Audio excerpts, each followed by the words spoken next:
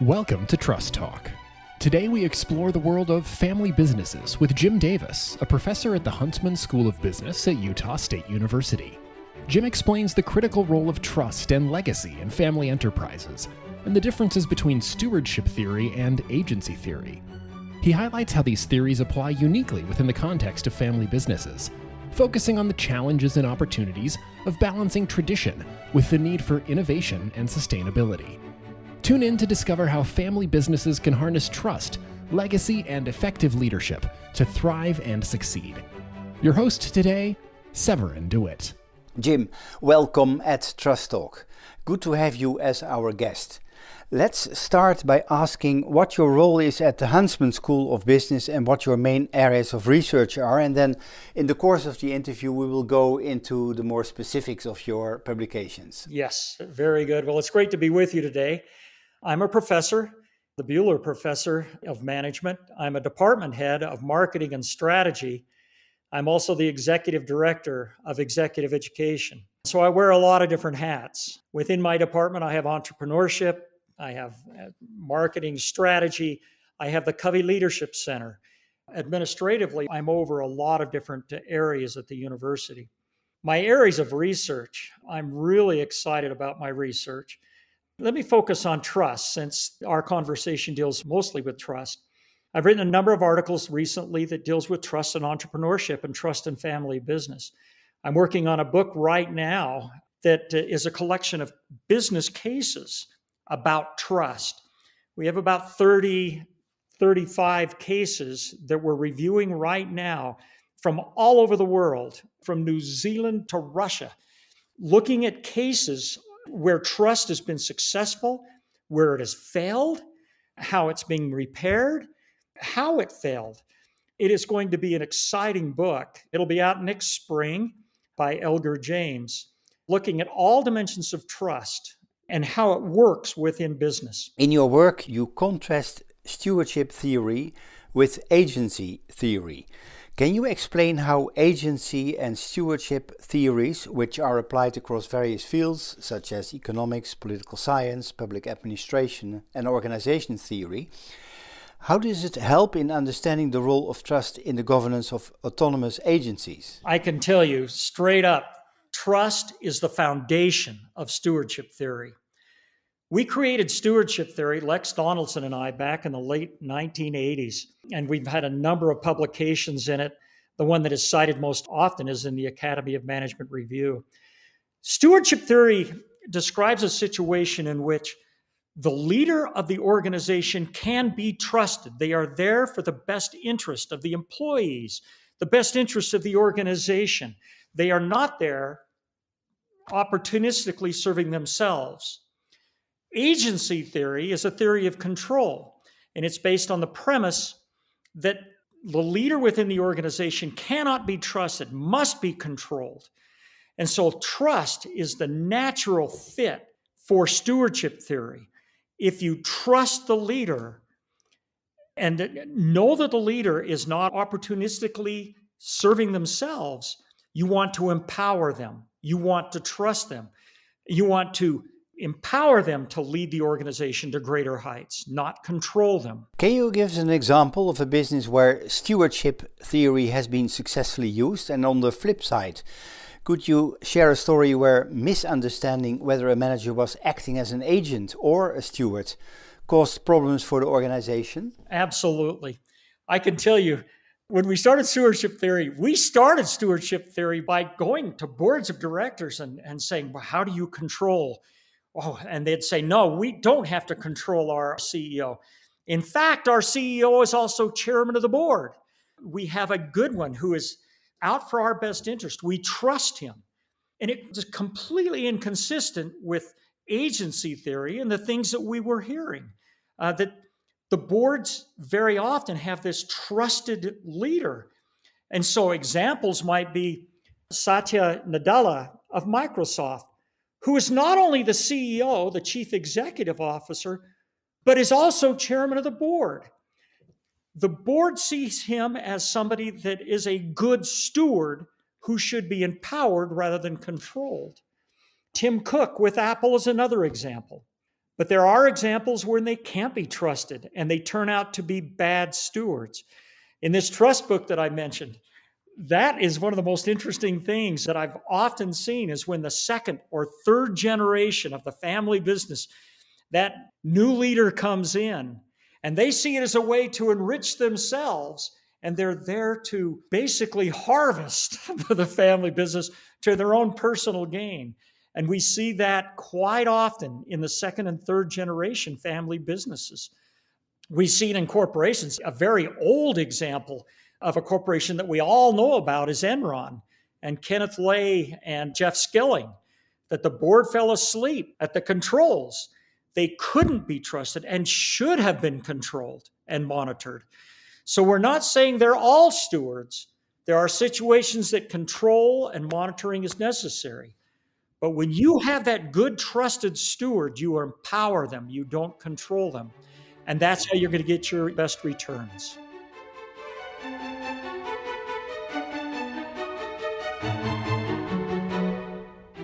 So how do you think stewardship theory will change and grow in the future, especially with businesses changing so quickly and focusing more on, let's say, for example, sustainability?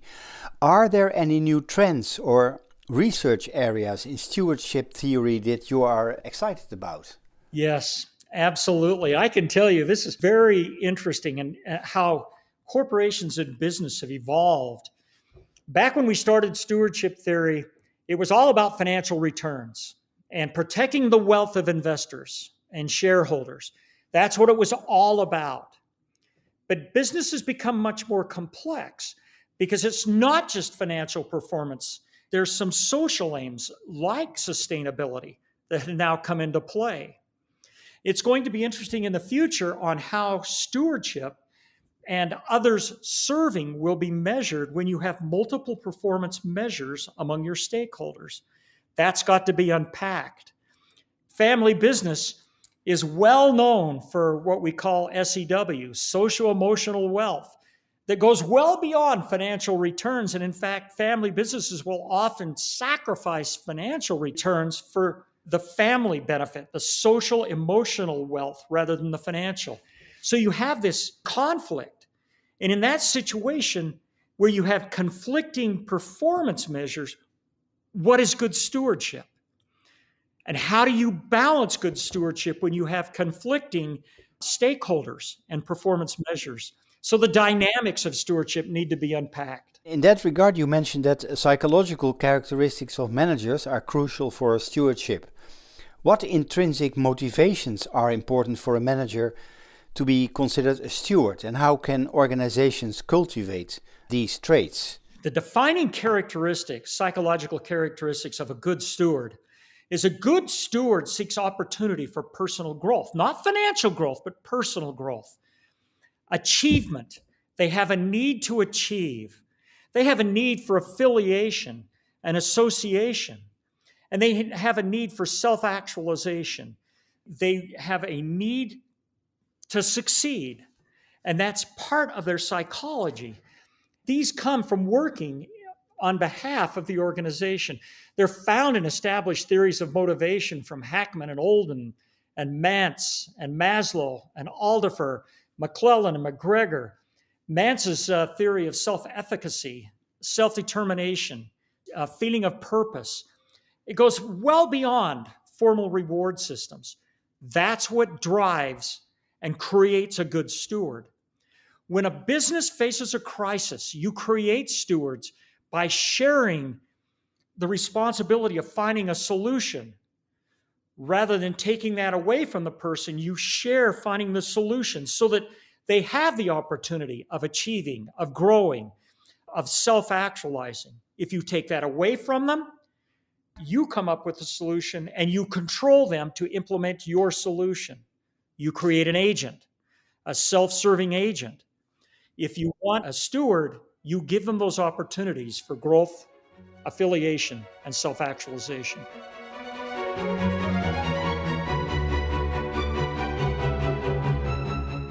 I want to talk about another theme that I read in your publications, and that is legacy. You describe legacy as, and I'm quoting you, an intangible, invisible force that influences decision making in, you just mentioned, family businesses. Can you explain what you mean by legacy and why is it so significant in this context? A great question.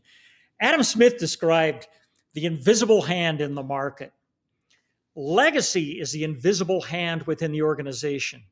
It is the mortar between the bricks that keep it together. It's handed down from generation to generation within a business. It's handed down over time. The primary components of legacy are psychological. They're knowledge, beliefs, values, norms. The artifacts of legacy are physical attributes, plant, equipment, money. Those are physical attributes.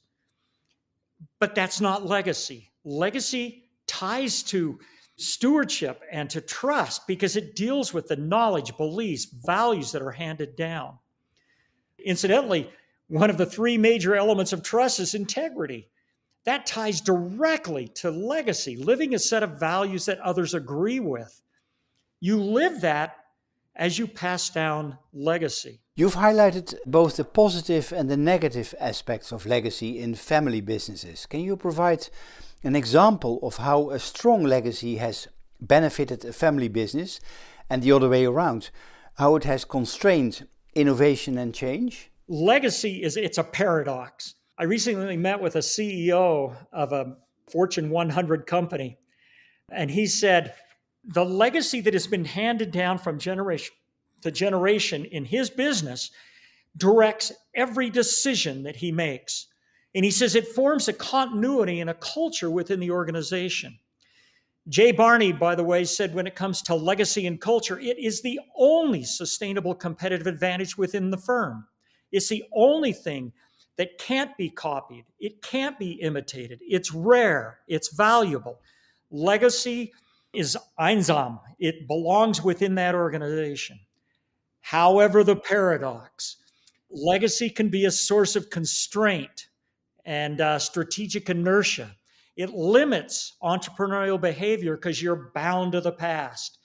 And there are many examples where change is necessary, it's demanded, and yet the organization is bound to its legacy. A great example, and I hate to use this because I'm in this industry, is higher education. We're bound to traditions and the way higher education has always worked in an environment that demands change, that demands new delivery. I'm afraid artificial intelligence may disrupt higher education in a massive way. And higher education, if they're bound to the past and don't embrace the future, they'll be bound to the old legacy, and that's fine, but it will be to their own demise. Family businesses often struggle to balance tradition with the need to innovate. How can leaders manage this challenge to keep both their legacy and drive for change alive? Yeah, legacy can be a prison. Legacy exists when the next generation, the next CEO, accepts the values, beliefs, traditions, knowledge from the previous generation. Until the next generation accepts it, there's no legacy. It's co-created, which means that next generation must choose what to accept, what to modify, what belief systems work in the next environment, in that next context. That new leader must manage both the head and the heart.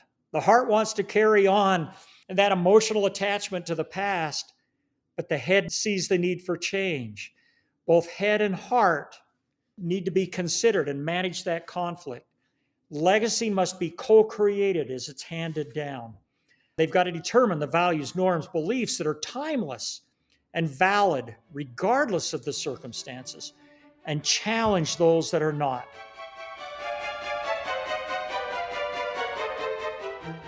In your publications, you focus extensively on family businesses, as we just also talked about here. What makes family businesses so unique compared to well, let's say, normal businesses? And why do you think it's important to study trust and legacy specifically within the context of family-owned companies? The majority of businesses around the world are family businesses. There are more family businesses around the world than there are non-family businesses. Stewardship, trust, and legacy all fit within both family and non-family businesses. Because of the predominance of family business, I was attracted to begin to apply these theories that I've been researching in that context. And I can tell you, family business is very interesting because when you take a look at integrity, benevolence, and ability, the three primary constructs of trust, they are present in family businesses. They wrestle with ability. And within that family business, the ability is better known. They have a grasp of benevolence. They've known each other. And then when it comes to integrity, they have that, it's been handed down. So to me, the family business context is ripe. I believe is ripe for the future of research. More scholars need to look at it. It's the predominant business around the world. I have a question about what you told me that you are handling in your book, the 30 examples. I'm intrigued by that because we have been trying in Trust Talk podcast to also link a lot of the theory about trust with real-time examples. Can you give our listeners an example of what you have studied in one of those 30 cases where you found trust as a decisive factor? It is amazing, just the breadth of issues that have come up. Multi-generational businesses that have been around for centuries all of a sudden find themselves in a new context with new stakeholders because of shocks or disruption in their business environment. And now their external stakeholders, their customers, wonder whether they can trust that traditional business because they're relying on old abilities. Do they have new abilities? Or there's a new leader that comes in who makes a terrible mistake with a stakeholder, and people begin to question their benevolence, and it begins to hurt the company. Now, what's interesting is how they restore that trust. With ability, boy, they move fast to restore it. They move fast. We've changed the way we're doing things. We've changed our technology. We've hired a new technology officer. We've bought this company that's going to give us that technology or that ability. Sometimes it requires changing leaders. And in some of the cases, they've had to change leaders. And I got to tell you, is what's very, very interesting is when that trust is broken because of a perception of broken values or broken benevolence. They don't care about us. And boy, that one, and I'll tell you, some of the cases, it's very interesting because they kind of leave you hanging because they don't have an answer. They don't know what to do. They know what the issue is, but how do they convince their customer that they really do care when they've changed things? And we've seen it internally with employees. There's a real problem there. I can tell you one of my favorite businesses, it was a family business, and the family business decided that they made bad business leaders, and they needed to bring in non-family leadership into the company. And they decided we can be the best owner family in the world, but for trust, we need to bring in non-family leaders within the business. And I thought that was amazing, an amazing insight. They were able to let go in that way, and they said, we're going to be great family business owners, but we cannot be trusted family business leaders. And they brought in non-family to lead the company.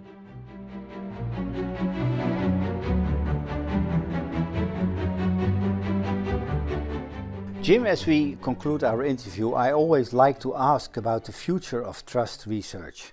Where do you think new generation researchers should focus their efforts in the study of trust? And additionally, how do you see the collaboration between practical applications and academic research evolving in this field? My most recent comment on what to do when trust is broken, I think it's got to be examined in much more detail. I think the dynamics of trust need to be looked at.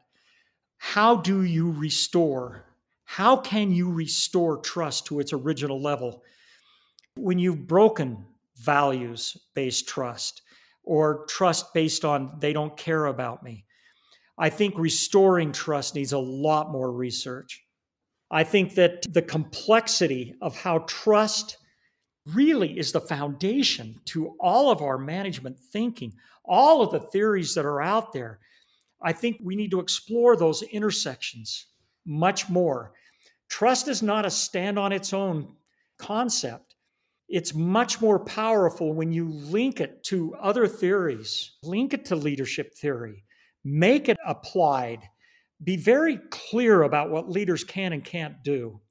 I think more research needs to be done on propensity to trust. I think another area that I keep looking for, and I haven't found it yet, is research on distrust. Distrust is not the opposite of trust. There are other drivers to distrust. And I think the theory of distrust needs to be written. We know what low trust is. We know what no trust is. But what drives distrust? I think that needs to be examined.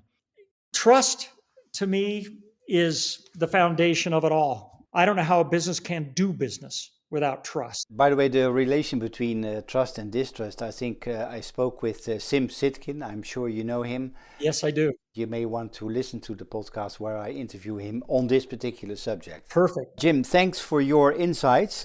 I wish you the best in finalizing your book.